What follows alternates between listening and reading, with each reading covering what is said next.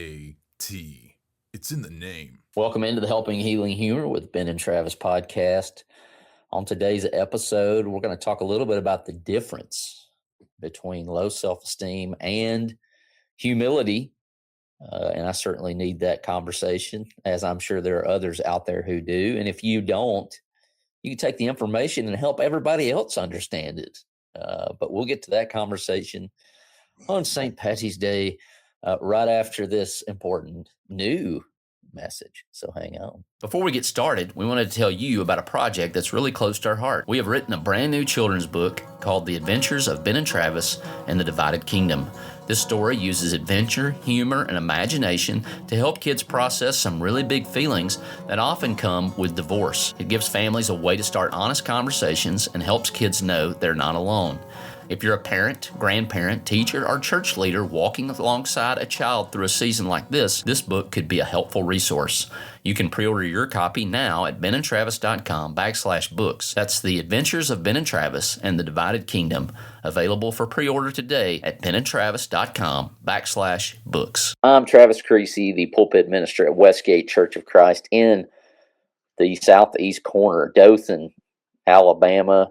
That is Ben Hayes, all-pro counselor, preacher at Highland Park Church of Christ, hanging out at Mars Hill Bible School, all the way up there in northwest corner of Alabama. Ben, how's it going, man?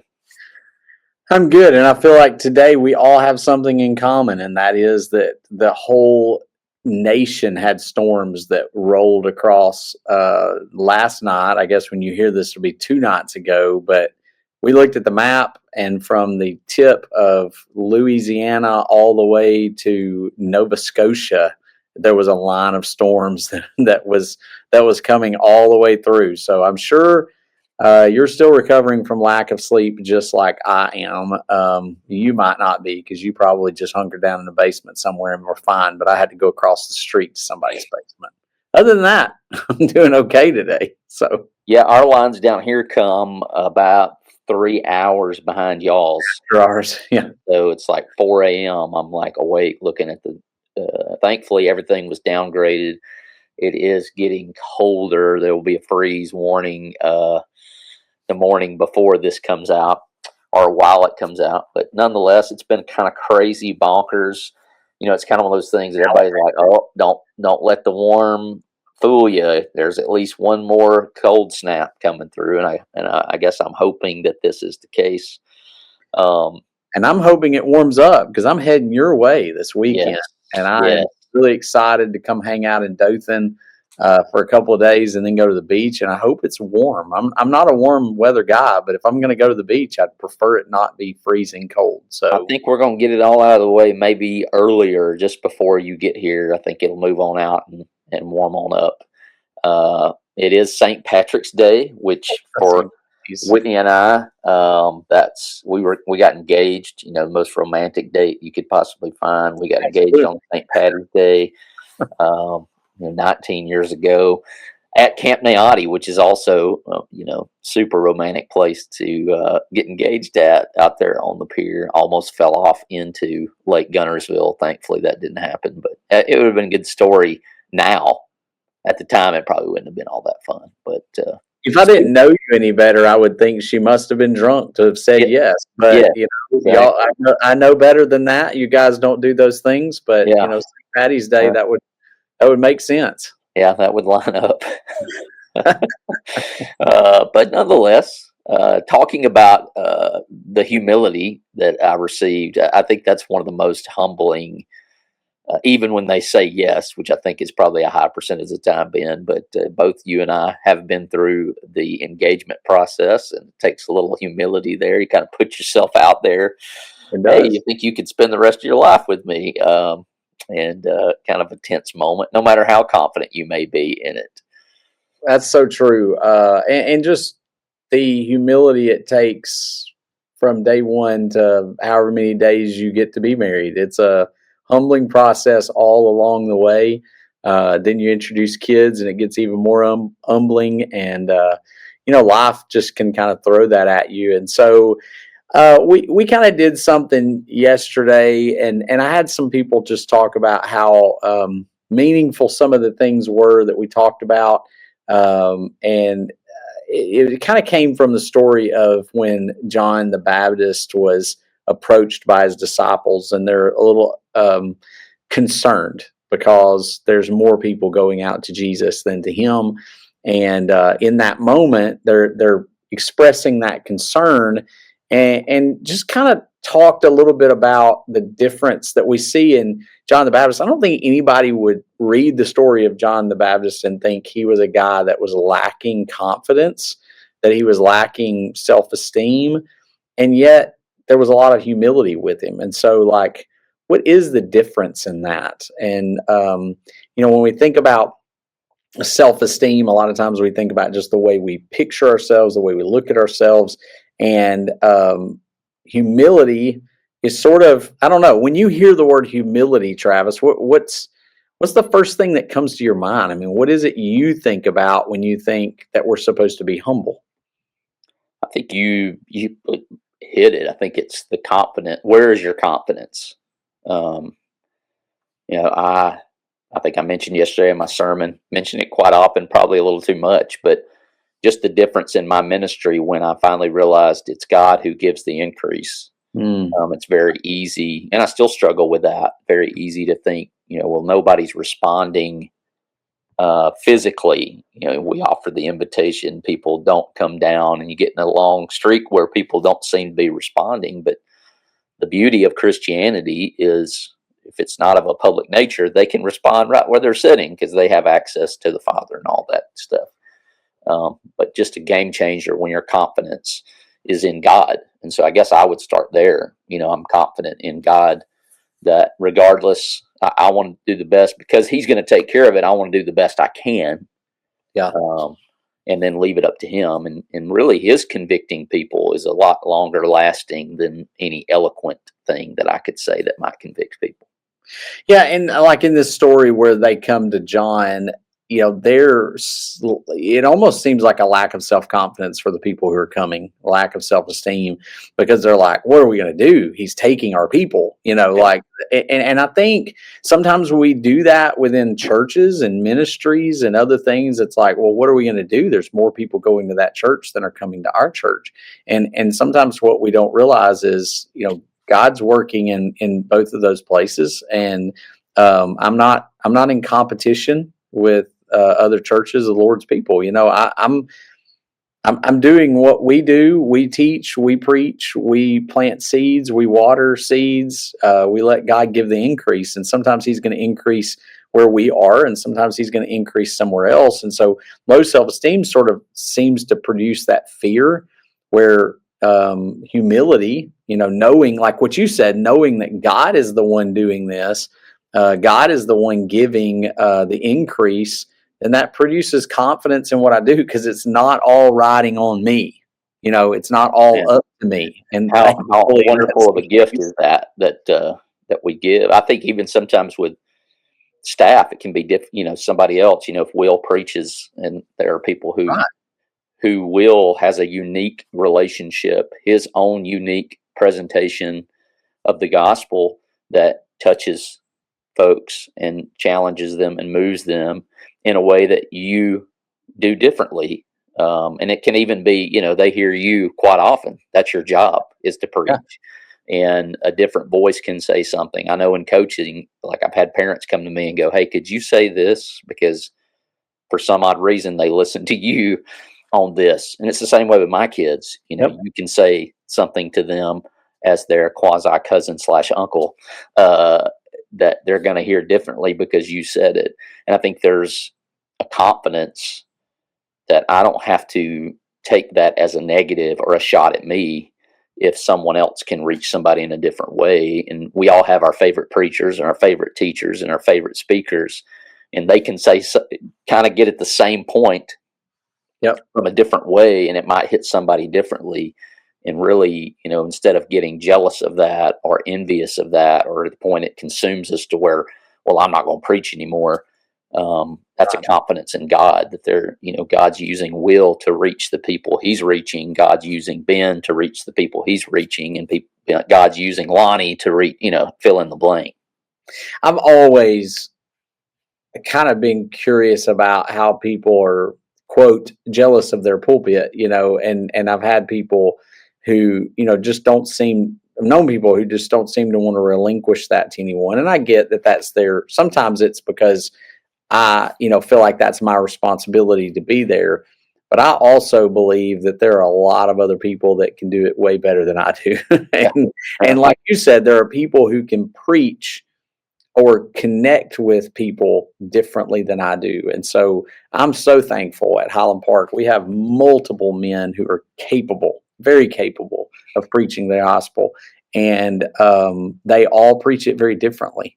And every time one of them gets up, I'm thrilled about it because I know they're going to say something that not only is going to touch somebody else in the audience, but it might touch me, Yeah. because I don't get to be preached to as often as I like. I hope I get to hear you preach this Sunday and get preached to a little bit and stomp on my toes a little bit. And so, I don't get that very often. Usually if I'm traveling, I'm also speaking. So it's a good thing. But, there's just a lot of things that we, when we think about the Bible passages that sort of encourage that, I remember Michael Jackson talking about Timothy and how, he seemed to have some fear, maybe lack of confidence. He's from the city that Paul was stoned and left for dead in. So I'm sure that has some, some impact on what a young preacher thinks. And there's several places in the Corinthian letters where he's, they're told to encourage Timothy. And then he, of course, tells Timothy, God didn't give us a spirit of fear. He gave us a spirit of power and love and of discipline or of self-control. And so, God, if we have fear, it's not from God. And so when we humble ourselves, you remember that, we've probably talked about this before, but that image of the Lion King where, they're in the elephant graveyard and, they've got Simba corralled and kind of got him in the corner, and, he opens his mouth and sounds like a little kitty and they all laugh at him. And he opens his mouth again and it's like this roar comes out. And then you find out it's not his roar, it's Mufasa's roar. And, say it again. And so you have this moment where it's not Simba's ability. It's not Simba's confidence. It's the fact that he, in that moment, is somewhat submitted to Mufasa, even though he doesn't know he's there yet. It's Mufasa's power that runs them off and not his. And I think that's what we can kind of understand and see about us is our confidence isn't in us. It's in what we know God can do. And that's where the humility comes in. I think Paul brings out the idea of the ridiculousness of preaching. Yeah. We're going to go listen to this guy talk, for however long, but, nobody looks at that guy, or shouldn't. I wouldn't say nobody. There are people, and, there are people much more equipped or whatever. But ultimately, if it's about the person who's delivering the message, it's not gonna have a long lasting effect. I think both of us have probably had conversations with people where they're like, "Man, I wish somebody would preach on that," and you're like, "I preached on it last Sunday," or I taught on it 2 weeks ago. I have definitely had those moments. Yes, but that's the thing is, and I think your point too is, humility brings confidence. Yeah. In God, but low of self-esteem brings out that fear. And I've certainly had people, and probably one of the most biggest rebukes I've had on my walk with Christ over the last few years is this: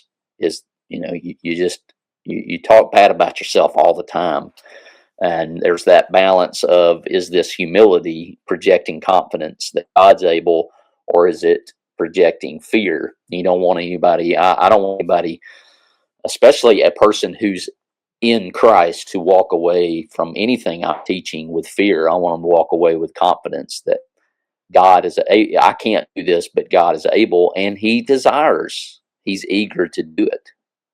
And I fall prey to it. I mean, like when I get up to preach, there's a lot of times. I mean, I asked that question of one of my kids yesterday. Did what I say make sense? And yet I had people coming up and saying, "This is great." Da da da da. And even in my own mind, I'm going, "Was it? Was it where it needed to be?" And so I saw a really interesting quote from Timothy Keller, and I think I also saw where this same sort of thought was attributed to C.S. Lewis, but Timothy Keller's quote is, "The essence of gospel humility is not thinking more of myself or thinking less of myself. It's thinking of myself less." So spending less time thinking of me rather than thinking less of me. God created us good, and God created us to do things. And so I think that's the second sort of deal with that is humility looks up to God, and low self-esteem looks down on self. And I don't think that was the intention. And I spent a lot of time yesterday talking about it's not about lowering ourselves under people. When he says, don't think of yourself more highly than you ought to think. Don't elevate yourself above other people, but rather, you're elevating other people. So I'm not thinking less of myself. I'm just simply elevating the people around me. I want to lift up Travis above me. I want to lift up God above me, but it doesn't mean I have to consider myself as something terrible. I'm just simply elevating others. Yeah, I made the point yesterday, that God doesn't need us to accomplish His will. He invites us to be a part of that and to buy in His will. God's going to win in the end, regardless of what we do. But He does invite us to be partners. And I just kind of made the point, He doesn't need any of us. But what if He had all of us? Yeah. What if He had all of us bought in, whatever that may look like? And we all have talents and time and money to some degree that we can choose to be generous with. And, I may not have a lot of those things. I may not have just a ton of them, but I've got some of them. And if Right. they're fully submitted to God, I have confidence. I believe that He will bless. Whatever you gave yesterday, whatever you give today, I have confidence that He will do a good thing with that if we turn it over to Him. I think of the woman and her 2 coins, and it says in the text that she gave more than anyone else because she had confidence that God would provide. Well, and with that thought, these guys come to John and they're like, what are we going to do? And this is in John chapter 3. What are we going to do? They're all going to Jesus, and He says, well, He's the bridegroom, right? And the bridegroom has the bride, and I'm just basically a groomsman. I'm standing off in the background, and I'm going, it's His day. Like, this is for Him. It's not for me. And so the humility is looking to like God's will is going to be done, and this is His will, and I'm stepping back and letting Him have it. And so instead of it being prideful and going, hey, look at me, or it being low confidence or low self-esteem and saying, I'm not good enough to even be up here on the stage, it's saying, hey, while I'm on the stage, I'm going to point to Him. Like when I'm up here, I'm pointing to the one that is good. Let your light so shine before men that they see your good works and glorify the Father. Like this is the day you've all been waiting for. this right. This is the event that you've been counting down, and almost like to your groom bride, it's almost like they're getting cold feet. Like, we thought this was the vein, that this was the highway, and He's kind of like, well, it is, but this is the end goal. And similar to John 16, when Jesus says 16 in verse 7, nevertheless, I tell you the truth, it is to your advantage that I go away. For if I do not go away, the helper will not come to you. But if I go, I will send him to you. And so there are all these shifts and changes in people's focus and perspective that most of us are not comfortable with. But we have confidence. This coming Sunday, Ben, hopefully when y'all are here, I'll be preaching on Revelation. And I'll be honest, I don't have a whole lot of confidence in my understanding of that book, but I have confidence that whatever that looks like, it ultimately leads to a W. God wins, and He's invited us to be on His team, to be, once again, generous with our talents and our time and our money, confident that He's going to have the victory. And that's really the moral of the story of Revelation is He wins. Yeah. No matter what all this figurative speech means, what it means is in the end He wins, and we're on the winning team. And And I think that's where, the last kind of line of this conversation with these guys is, they're like, what are we going to do? And he says, well, this is what we came for. And so I've got to decrease so that he can increase. And humility is truthful. Like this is where I'm at. It's the ability to look honestly at who we are. It's not an exaggeration of our goodness, but it's not a denying of our value. It is just, this is who I am. I'm a servant of Christ. And so I've got to step out of the spotlight so that I can let him step into the spotlight. And really that's a process I hope we go through, all of us, every day. Obviously John's was, he was preparing the way for the Messiah, but we kind of prepare the way for him in our lives too. Like we've got to step out of the way so that he can step in. And, that's kind of what making someone Lord of your life is really about, is I'm not in charge anymore. I don't know that we ever were in charge, but we feel like we're in charge. And we're either giving our lives to this thing or we're giving our lives to Jesus. And so he's like, I'm going to step back so that he can come forward, and I'm going to decrease wasn't a negative. It was just simply a stepping back and letting him have it because he created me good. And that's the thing. I think so many people, and that was the one comment I feel like I got more. And how you feel like maybe I didn't express this in all the right ways. And yet this was the one that a lot of people said, this is the one that hit hard, was this idea of God created me. We're made in whose image? God's image. And then we're recreated in Christ Jesus for good works, in Ephesians chapter 2.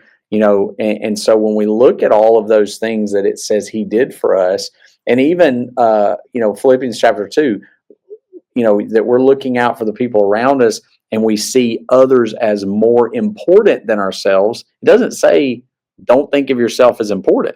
It just says elevate other people. They're more important than you. And then Philippians Romans chapter 12, a man must think of himself with sober judgment according to the measure of the faith that God's given him. So think of yourself in a reasonable place. I'm not terrible.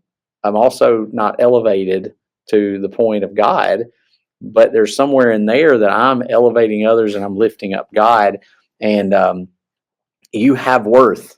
So it's, there's not when God says humble yourself, he doesn't mean think of yourself as someone who has no worth, but think of yourself who is And worth. there's so much of this that is backwards to the flesh. First John, where he talks about walking in the light as he is the light. Well, how do you do that? You confess your sins. And my natural gear is to hide my sins so that other people think that I'm good or religious. And he says, no, one of the most powerful things you can do is confess. And Ben, I know I've heard enough of your sermons. You've heard enough of mine that usually somewhere in there, we're actually confessing. There's I'll throw my hands up and go, hey, I'm repenting of this right now in front of all of you, so that you don't think that I am higher or closer to the Lord. But the amazing thing is scripture tells us that when we confess our sins, we're as close to God as we've ever been.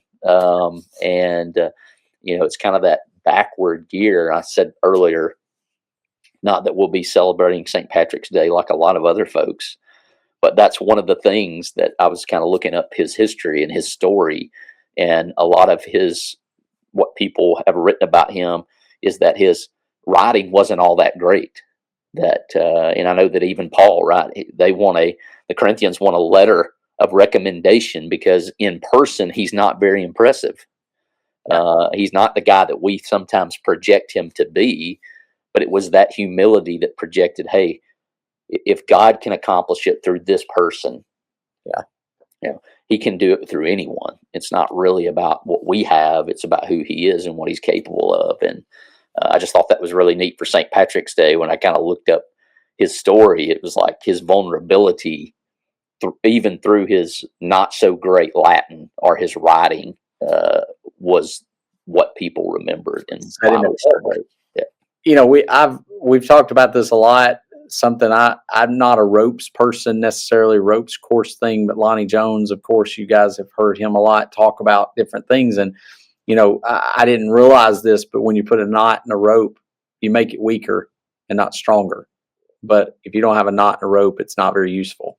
So, most of the time you got to have knots in it to either be able to climb it or hold on to it or attach it to something or, put it where it'll hold, up above you or tie it to a harness. There's got to be some sort of knot, some sort of loop. And every time you put that shear on the rope or that bend in a rope, you make it weaker, but you make it useful. And so a lot of times the things we look at ourselves and go, well, this thing, this is what's wrong with me, or this is what I don't like about myself. God may be using those things to make you useful and helpful to other people. And so, this image of that I used yesterday was, if you had this piece of art here in front of us, and somebody, just a shameless plug, Jacob Hennigan is a great artist, and he's the one who has taken care of our books. 2 already, got a 3rd one on the way. Wonderful artwork. So, let's just imagine that artwork. He paints something phenomenal, and all of a sudden, the artwork that he painted speaks up. Everybody else is going, "Wow, what's some great artwork?" And the artwork he painted says, "I'm unworthy. I'm ugly. I'm nasty. Nobody would want to look at me." Well, who is that really about? Because you didn't make yourself. That artwork didn't make itself. Instead of running the art piece down, it's running the artist down.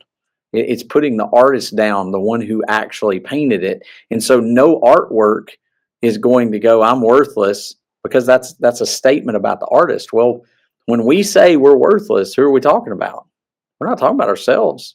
God's the one who created you. God's the one who made you in his image. God's the one who's recreating you into the kind of person that he wants you to be as you live your life. And so we need to be careful not to run the artist down. He made you the way he made you for a purpose and for a reason, and he's going to use that to his glory one way or another. We have seen him use, Bradley physically is incapable of doing some of the things that you and I do. Bradley has not ever spoken. Bradley has not ever walked, but man, Bradley's impacted people. And, one thing you can do is step back and go, why did you make me this way? Or you can embrace it and go, hey, I'm going to do the best with what God's given me. And maybe it'll be the thing that shines. And I love that image in the Chosen. Where is it? John the Less, I think, that comes to Jesus and he's really frustrated. I'm healing all these other people and I'm still limping. And he says, that limp is going to help you reach a whole lot more people than if I healed you. And I think sometimes we just have to see it in different light. Yeah. And that brings to mind March Madness. I'm going to put the link down there. You can join us. And you're like, how does that? Because there are people out there who are walking buckets, man. Guys just walk around, they throw it up, they make it in. I guess Bradley is a rolling sermon. Yeah. He's never preached a sermon, never taught a Bible class. But people who are like that and similar, they're the best sermon you can ever see. We all know people who have been through it. They've been through as just about every rough thing you could handle. Something has happened to them in that way, and they show up day after day, day by day, praising God and loving him. And what a testimony and witness that is. Ben, I love St. Patty's Day because I love the color green. I love it just about in every shade. It is my favorite color. So for our fun question, very quickly, Ben, what's your favorite color, man?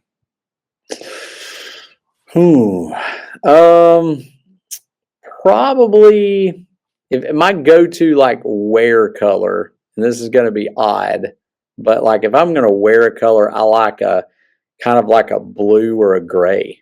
That's kind of my go-to color most of the time. Most of my t-shirts, I want blue or gray. I kind of like it, kind of that cobaltish or royal sort of blue. Maybe the Mars Hill-ish, color. Ben Hayes bringing out the color palette. Things I didn't have on my my bingo card today.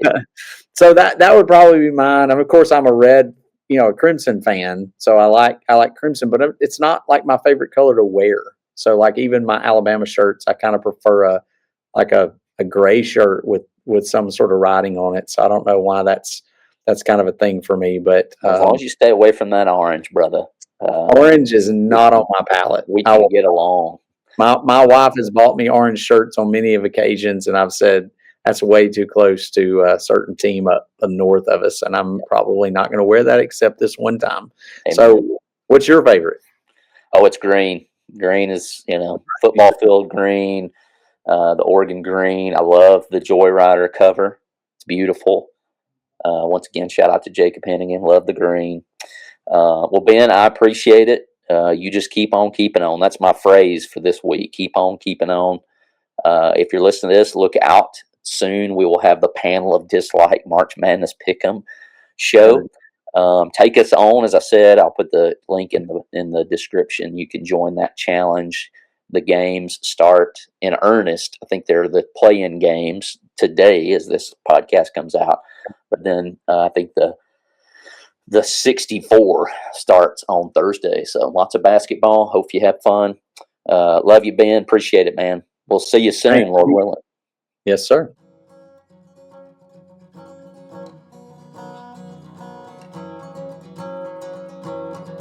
Thanks for being with us for this episode of the Helping Healing Humor podcast. Be sure to download our free ebook, 28 Days of Focused Living, at benandtravis.com and receive all of our Helping Healing and Humor extra content directly in your inbox. We look forward to having you join us at the same Ben and Travis time, same Ben and Travis channel.